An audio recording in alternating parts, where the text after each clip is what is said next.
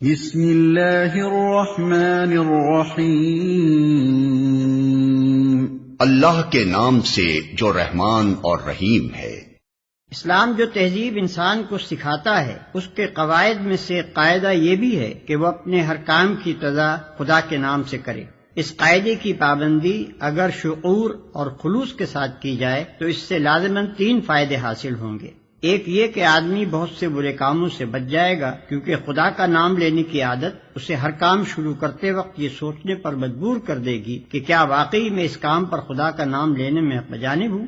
دوسرے یہ کہ جائز اور صحیح اور نیک کاموں کی ابتدا کرتے ہوئے خدا کا نام لینے سے آدمی کی ذہنیت بالکل ٹھیک سمت اختیار کر لے گی اور وہ ہمیشہ صحیح ترین نقطے سے اپنی حرکت کا آغاز کرے گا۔ تیسرا اور سب سے بڑا فائدہ یہ ہے کہ جب وہ خدا کے نام سے اپنا کام شروع کرے گا تو خدا کی تائید اور توفیق اس کے شامل حال ہوگی، اس کی صحیح میں برکت ڈالی جائے گی اور شیطان کی فساد انگیزیوں سے اس کو بچایا جائے گا۔ خدا کا طریقہ یہ ہے کہ جب بندہ اس کی طرف توجہ کرتا ہے تو وہ بھی بندے کی طرف توجہ فرماتا ہے۔ الحمد للہ رب العالمین، تعریف اللہ ہی کے لیے ہے جو تمام کائنات کا رب ہے۔ تعریف اللہ ہی کے لیے ہے۔ جیسا کہ ہم دیباچے میں بیان کر چکے ہیں، سورہ فاتحہ اصل میں تو ایک دعا ہے، لیکن دعا کی ابتدا اس ہستی کی تعریف سے کی جا رہی ہے جس سے ہم دعا مانگنا چاہتے ہیں۔ یہ گویا اس امر کی تعلیم ہے کہ دعا جب مانگو تو مہذب طریقے سے مانگو۔ یہ کوئی تہذیب نہیں ہے کہ منہ کھولتے ہی جھٹ اپنا مطلب پیش کر دیا۔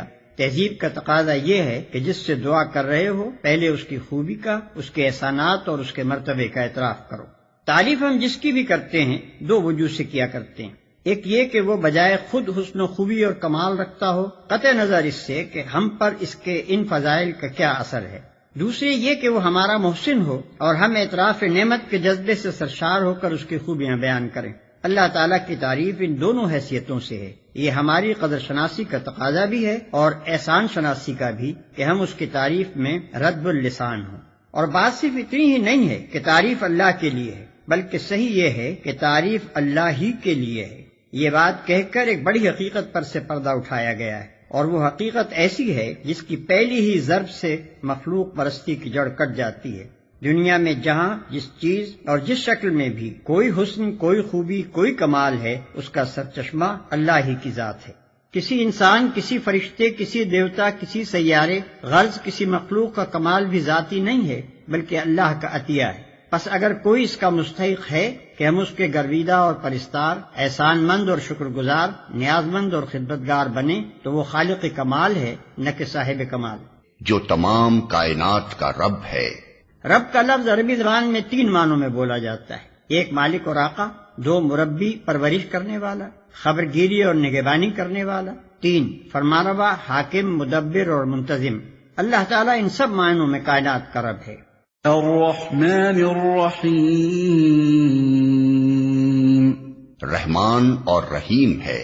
انسان کا خاصہ ہے کہ جب کوئی چیز اس کی نگاہ میں بہت زیادہ ہوتی ہے تو وہ مبالغے کے صیغوں میں اس کو بیان کرتا ہے، اور اگر ایک مبالغے کا لفظ بول کر وہ محسوس کرتا ہے کہ اس شے کی فراوانی کا حق ادا نہیں ہوا تو پھر وہ اسی معنی کا ایک اور لفظ بولتا ہے تاکہ وہ کمی پوری ہو جائے جو اس کے نزدیک مبالغے میں رہ گئی ہے۔ اللہ کی تعریف میں رحمان کا لفظ استعمال کرنے کے بعد پھر رحیم کا اضافہ کرنے میں بھی یہی نقطہ پوشیدہ ہے۔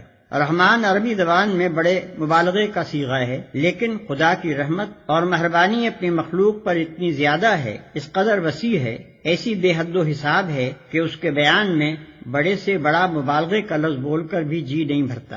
اس لیے اس کی فراوانی کا حق ادا کرنے کے لیے پھر رحیم کا لفظ مزید استعمال کیا گیا۔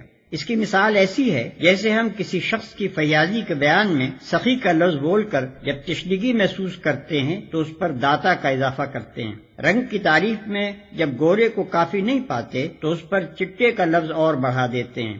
درازی قد کے ذکر میں جب لمبا کہنے سے تسلی نہیں ہوتی تو اس کے بعد تڑنگا بھی کہتے ہیں۔ مالک یوم الدین، روز جزا کا مالک ہے، یعنی اس دن کا مالک جبکہ تمام اگلی پچھلی نسلوں کو جمع کر کے ان کے کارنامہ زندگی کا حساب لیا جائے گا اور ہر انسان کو اس کے عمل کا پورا صلہ یا بدلہ مل جائے گا۔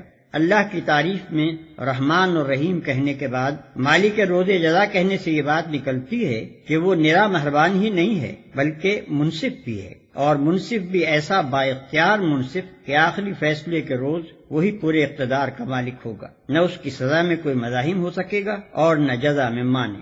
لہذا ہم اس کی ربوبیت اور رحمت کی بنا پر اس سے محبت ہی نہیں کرتے بلکہ اس کے انصاف کی بنا پر اس سے ڈرتے بھی ہیں، اور یہ احساس بھی رکھتے ہیں کہ ہمارے انجام کی بھلائی اور برائی بالکل یا اسی کے اختیار میں ہے۔ إِيَّاكَ نَعْبُدُ وَإِيَّاكَ نَسْتَعِينُ،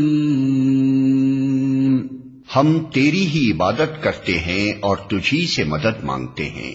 ہم تیری ہی عبادت کرتے ہیں۔ عبادت کا لفظ بھی عربی زبان میں 3 معنوں میں استعمال ہوتا ہے۔ 1 پوجا اور پرستش، 2 طاعت اور فرما برداری، 3 بندگی اور غلامی۔ اس مقام پر تینوں معنی بیک وقت مراد ہیں، یعنی ہم تیرے پرستار بھی ہیں، مطیع فرمان بھی اور بندہ و غلام بھی۔ اور بات صرف اتنی ہی نہیں ہے کہ ہم تیرے ساتھ یہ تعلق رکھتے ہیں، بلکہ واقعی حقیقت یہ ہے کہ ہمارا یہ تعلق صرف تیرے ہی ساتھ ہے۔ ان تینوں معنوں میں سے کسی معنی میں بھی کوئی دوسرا ہمارا معبود نہیں ہے۔ تجھی سے مدد مانگتے ہیں، یعنی تیرے ساتھ ہمارا تعلق محض عبادت ہی کا نہیں ہے بلکہ استعانت کا تعلق بھی ہم تیرے ہی ساتھ رکھتے ہیں۔ ہمیں معلوم ہے کہ ساری کائنات کا رب تو ہی ہے اور ساری طاقتیں تیرے ہی ہاتھ میں ہیں اور ساری نعمتوں کا تو ہی اکیلا مالک ہے، اس لیے ہم اپنی حاجتوں کی طلب میں تیری طرف ہی رجوع کرتے ہیں، تیرے ہی آگے ہمارا ہاتھ پھیلتا ہے اور تیری مدد ہی پر ہمارا اعتماد ہے۔ اسی بنا پر ہم اپنی یہ درخواست لے کر تیری خدمت میں حاضر ہو رہے ہیں۔ اهدنا الصراط المستقیم، ہمیں سیدھا راستہ دکھا۔ یعنی زندگی کے ہر شعبے میں خیال اور عمل اور برتاؤ کا وہ طریقہ ہمیں بتا جو بالکل صحیح ہو، جس میں غلط بینی اور غلط کاری اور بد انجامی کا خطرہ نہ ہو، جس پر چل کر ہم سچی فلاح و سعادت حاصل کر سکیں۔ یہ ہے وہ درخواست جو قرآن کا مطالعہ شروع کرتے ہوئے بندہ اپنے خدا کے حضور پیش کرتا ہے۔ اس کی گزارش یہ ہے کہ آپ ہماری رہنمائی فرمائیں اور ہمیں بتائیں کہ قیاسی فلسفوں کی اس بھول بھلیاں میں حقیقت نفس الامری کیا ہے، اخلاق کے ان مختلف نظریات میں صحیح نظام اخلاق کون سا ہے، زندگی کی ان بے شمار پگڈنڈیوں کے درمیان فکر و عمل کی سیدھی اور صاف شاہراہ کون سی ہے۔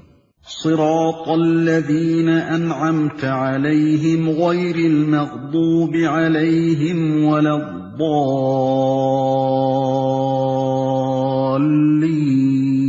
الضالین، ان لوگوں کا راستہ جن پر تو نے انعام فرمایا، جو ماتوب نہیں ہوئے، جو بھٹکے ہوئے نہیں ہیں۔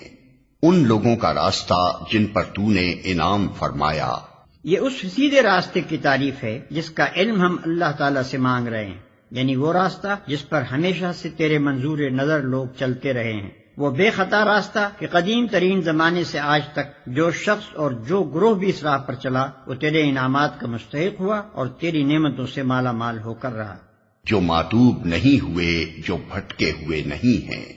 یعنی انعام پانے والوں سے ہماری مراد وہ لوگ نہیں ہیں جو بظاہر عارضی طور پر تیری دنیاوی نعمتوں سے سرفراز تو ہوتے ہیں مگر دراصل وہ تیرے غضب کے مستحق ہوا کرتے ہیں اور اپنی فلاح و سعادت کی راہ گم کیے ہوئے ہوتے ہیں۔ اس سلبی تشریح سے یہ بات خود کھل جاتی ہے کہ انعام سے ہماری مراد حقیقی اور پائیدار انعامات ہیں جو راست روی اور خدا کی خوشنودی کے نتیجے میں ملا کرتے ہیں، نہ کہ وہ عارضی اور نمائشی انعامات جو پہلے بھی فرعونوں اور نمرودوں اور قارونوں کو ملتے رہے ہیں اور آج بھی ہماری آنکھوں کے سامنے بڑے بڑے ظالموں اور بدکاروں اور گمراہوں کو ملے ہوئے ہیں۔